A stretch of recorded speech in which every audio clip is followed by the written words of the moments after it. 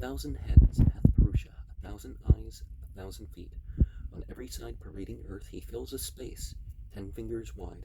This Purusha is all that yet hath been, and all that is to be, the Lord of immortality, which waxes greater still by food. So mighty is his greatness, yea, greater than this is Purusha. All creatures are 1/4 of him, 3/4 eternal life in heaven. With 3/4 Purusha went up, 1/4 of him again was here. Thence he strode out to every side, over what eats not and what eats. From him Viraj was born. Again Purusha from Viraj was born. As soon as he was born, he spread eastward and westward o'er the earth. When the gods prepared the sacrifice with Purusha as the offering, its oil was spring, the holy gift was autumn, summer was the wood. They balmed as victim on the grass Purusha, born in earliest time. With him the deities and all Satyas and riches sacrificed. From that great general sacrifice, the dripping fat was gathered up. He formed the creatures of the air, and animals both wild and tame. From that great general sacrifice, riches and summoned hymns were born. Therefrom were spells and charms produced. The Yajus had its birth from it. From it were horses born, from it all cattle with 2 rows of teeth. From it were generated kine, from it the goats and sheep were born. When they divided Purusha, how many portions did they make? What did they call his mouth, his arms? What did they call his thighs and feet? The Brahman was his mouth. Of both his arms was the Rajanya made. His thighs became the Vaisya. From his feet the Sudra was produced. The moon was generated from his mind, and from his eye the sun had birth. Indra and Agnya. From his mouth were born. The Vayu from his breath. Forth from his navel came mid-air, the sky was fashioned from his head. Earth from his feet, and from his ear the regions. Thus they formed the worlds. 7 dancing sticks had he. Thrice 7 layers of fuel were prepared. When the gods offering sacrifice bound as their victim Purusha, gods sacrificing sacrifice the victim, these were the earliest holy ordinances. The mighty ones attained the height of heaven. There were the Satyas, gods of old were dwelling. Now, some aspects of this kind of connect to what we in the West call Lahut, or Absolute. And this is probably the earliest reference to what you see mentioned later about how the creation is 3/4 spiritual and 1/4 material. Of course, some aspects of this don't apply to what you're going to read about the Absolute and the Lahut, which are the same. Hymn 10.91, Agnya. 15 verses. Brisk at the place of Illa, hymned by men who wake, our own familiar friend is kindled in the house, Hotar of all oblation, worthy of our choice, Lord beaming trusty friend, to one who loveth him, he excellent in glory, guest in every house, finds like a swift-winged bird a home in every tree, benevolent to men he scorns no living man, friend to the tribes of men he dwells with every tribe, most sage with insight, passing skillful with thy powers art thou, O Agnya, wise with wisdom, knowing all. As Vasu, thou alone art Lord of all good things, of all the treasures that the heavens and earth produce. Foreknowing well, O Agnya, thou in Illa's place hast occupied thy regular station, balmed with oil.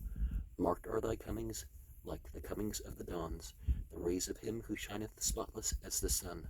The glories are as lightnings from the rainy cloud, marked many-hued like heralds of the dawn's approach, when loosed to wander over plants and forest trees, thou crammest by thyself thy food into thy mouth, him duly coming as their germ. Have plants received this Agna hath maternal waters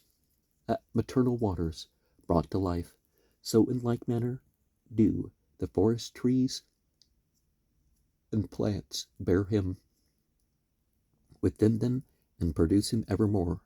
When sped and urged by wind, thou spreadest thee abroad, swift piercing through thy food according to thy will. Thy never ceasing blazes, longing to consume, like men on chariots, Agna strive on every side.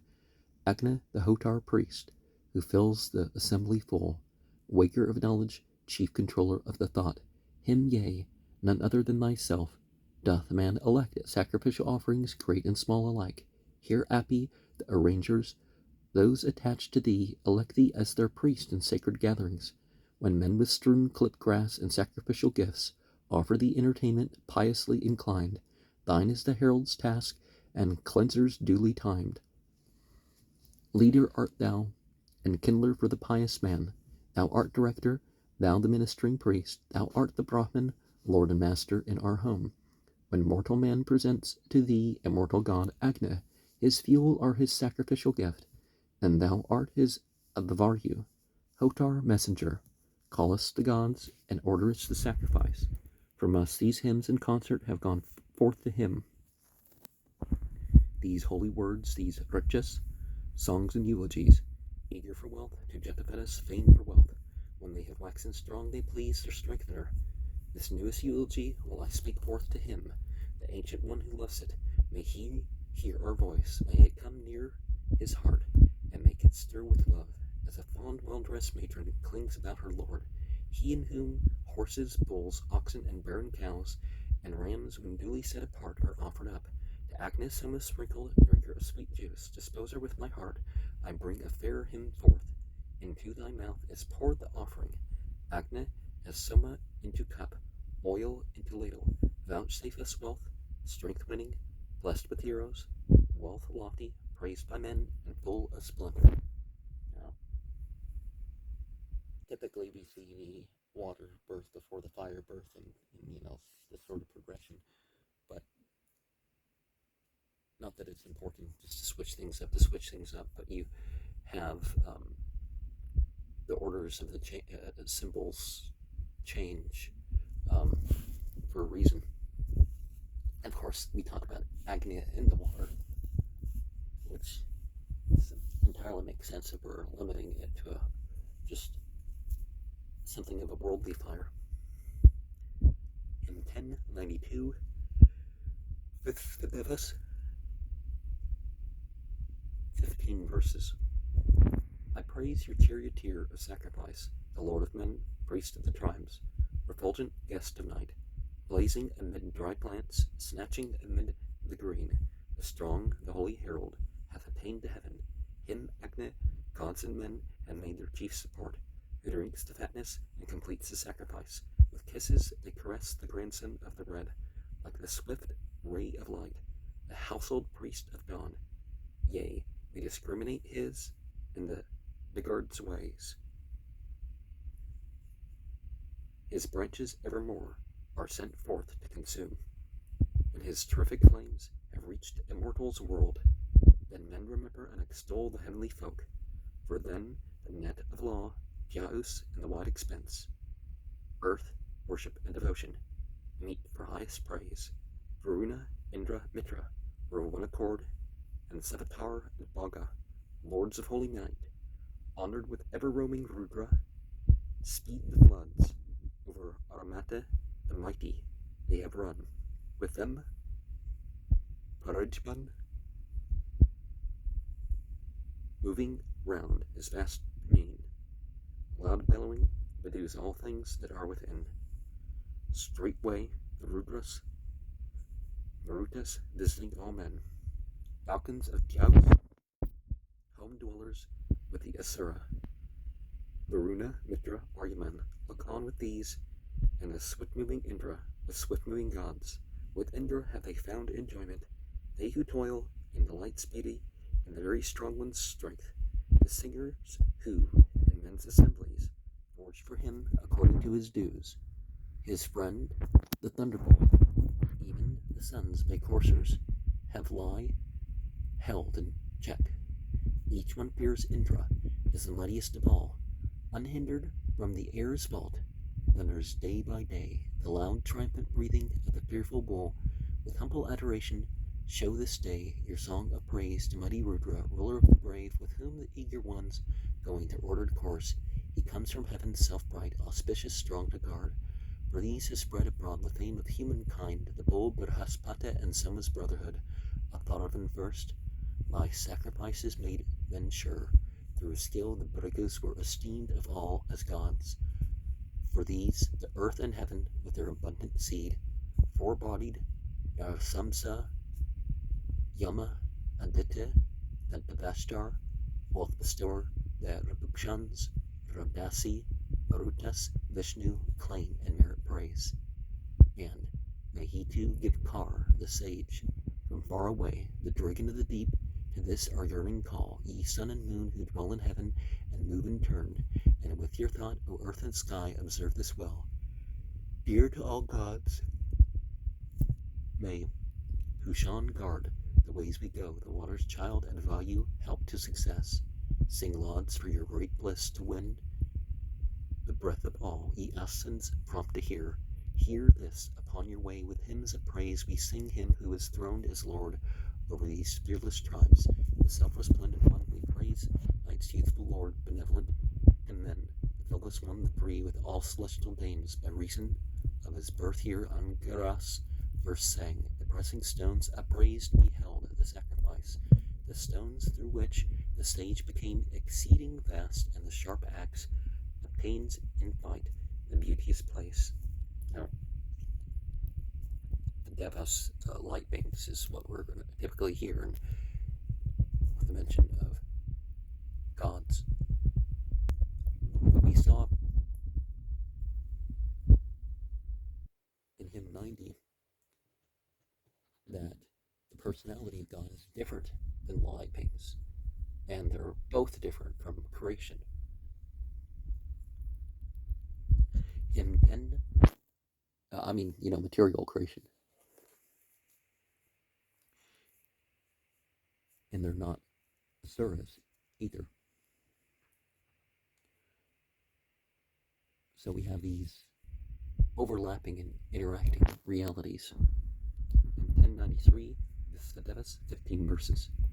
Mighty are ye, and far extended heaven and earth. Both worlds are evermore to us, like two young dames. Guard us thereby from stronger foe, guard us hereby to give us strength in each succeeding sacrifice, that mortal honoureth the gods. He who, most widely known and famed for happiness, inviteth them. Ye who are rulers over all, great is your sovereign power as gods. Ye possess all majesty, all must be served and sacrificed. These are the joyous kings of immortality, Parijman, Mitra, Aryaman, and Varuna. What else is Rudra, praised to men? The Marutas, Bhaga, Pushana, come also to our dwelling. Lords of ample wealth, common partakers of our waters, sun and moon. When the great dragon of the deep hath settled down upon their floors, and let the Asvins, lords of splendor, set us free, both gods, and with their laws, Mitra and Varuna. Through woes as over desert lands, he speeds to ample opulence. Yea, let the Asvins twain be gracious unto us, even Rudras and all gods, Bhaga, Rathaspate, Parajman, Ripu, Vaja, O lords of all wealth, Rabukshans, prompt is Rabukshan. Prompt, the worshipper's strong drink, may thy fleet bay steeds, thine who speedest on, approach. Not man's, but God's, is sacrifice, whose psalm is unassailable. O God Sevatar, hard by none, lauded give us a place among wealthy princes. With his car steeds at once hath our Indra guided the reins in the car of these men. These men present, O heaven and earth, to us grant lofty fame, extending over all mankind. Give us a steed to win us strength, a steed with wealth for victory. His speaker Indra, for thou art our friend. Wherever he may be, guard thou Victor for help, ever for help. Thy wisdom, Vasu, prosper him. So have they strengthened this mine hymn, which seems to take its bright path to the sun, and reconciles the men. Thus forms a carpenter the yoke of horses, not to be displaced, whose chariot seat hath come again, laden with wealth and bright with gold, lightly with piercing ends, as 'twere 2 ranks of heroes ranged for fight. This to Duhasima Vrithavana have I sung, to Vena, Rama, the nobles, and the king. They yoked 500, their love of us was famed upon their way.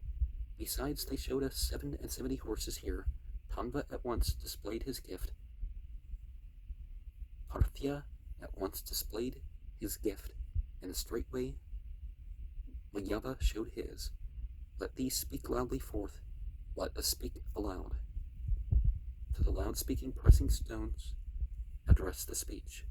When rich with soma juice, stones of the mountain, ye united, swift to Indra, bring the sound of praise.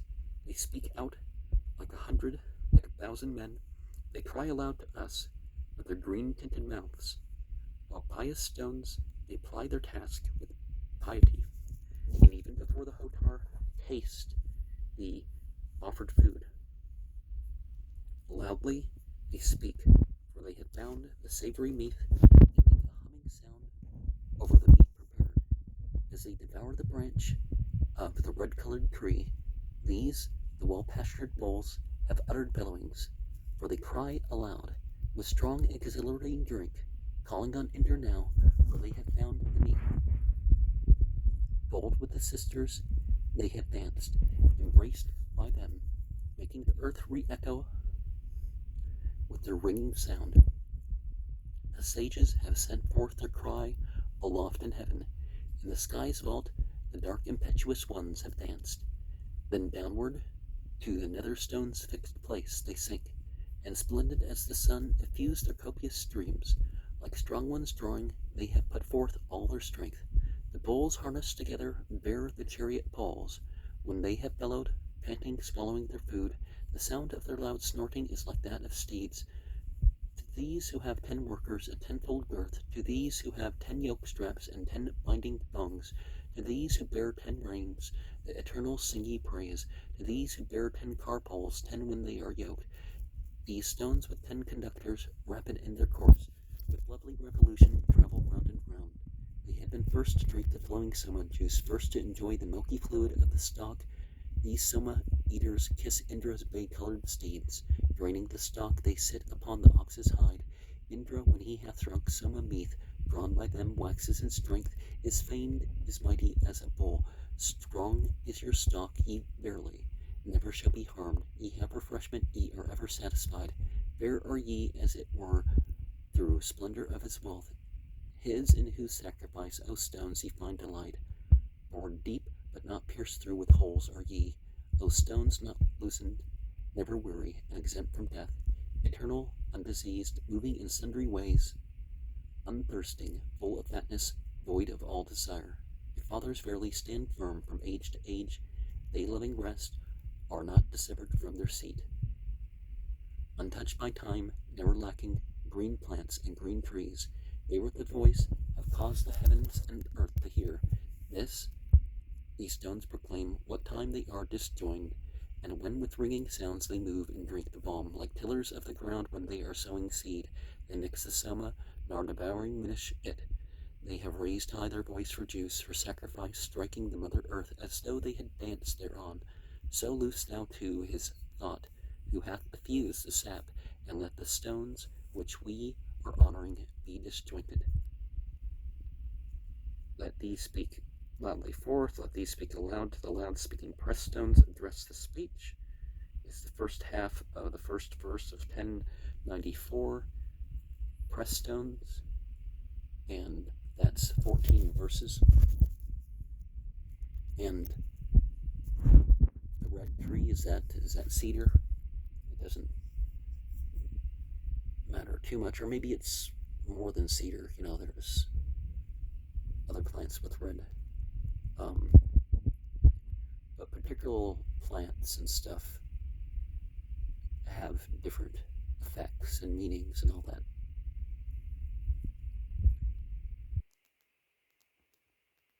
And there's the putting together and the taking apart.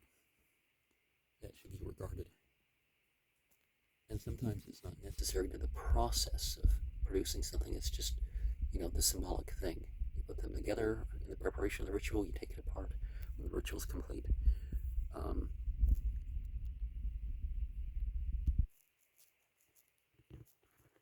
And you have the paths from the deep, the paths to the sun and the moon, how they react upon a ground floor, as you would call it. Perhaps the floor being 18 verses are in hymn 10.95, Urvasi Pururavas. Who there, my consort? Stay thou, fierce-souled lady, and let us reason for a while together. Such thoughts as these of ours, while yet unspoken in days gone by, have never brought us comfort. What am I now to do with this thy saying? I've gone from thee like the first of mornings. Pururavas, return thou to thy dwelling. I, like the wind, am difficult to capture, like a shaft sent for glory. From the quiver are a swift steed, winning cattle, winning hundreds. The lightning seemed to flash as cowards planned it. The minstrels bleated, like a lamb in trouble, giving her husband's father life and riches from the near dwelling when her lover craved her. She sought the home wherein she found her pleasure, accepting day and night her lord's embraces. Thrice in the day didst thou embrace thy consort, though coldly she received thy fond caresses. To thy desires, Pururavas, I yielded. So wast thou king, O hero of my body. The maids, Suchurne, Srenne, Sumne Ape, Karanyu, Krantani, and Radecha, and Radach Akshus, these like red kine have hastened forth, ye bright ones, and like milch cows have lowed in emulation. While he was born, the dames sate down together. The rivers with free kindness gave him nurture, and then Pururavas, the gods increased thee for mighty battle to destroy the Dasyus. When I, a mortal, wooed to mine embraces these heavenly nymphs who laid aside their raiment, like a scared snake, they fled from me in terror, like chariot horses when the car has touched them. When loving these immortal ones, the mortal hath conversed with the nymphs as they allow him. Like swans they show the beauty of their bodies, like horses in their play they bite and nibble. She who flashed brilliant as the falling lightning brought me delicious presents from the water. Now from the flood be born a strong young hero. May Urvasi prolong her life forever. Thy birth hath made me drink from earthly milch kine the power. Pururavas, thou hast vouchsafed me. I knew and warned thee on that day. Thou wouldst not hear me. What sayest thou when naught availeth thee? When will the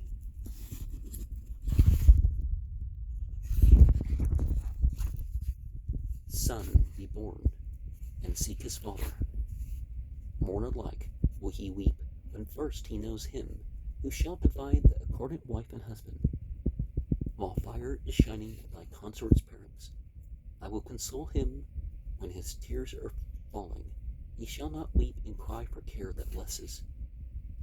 That which is thine between us will I send thee.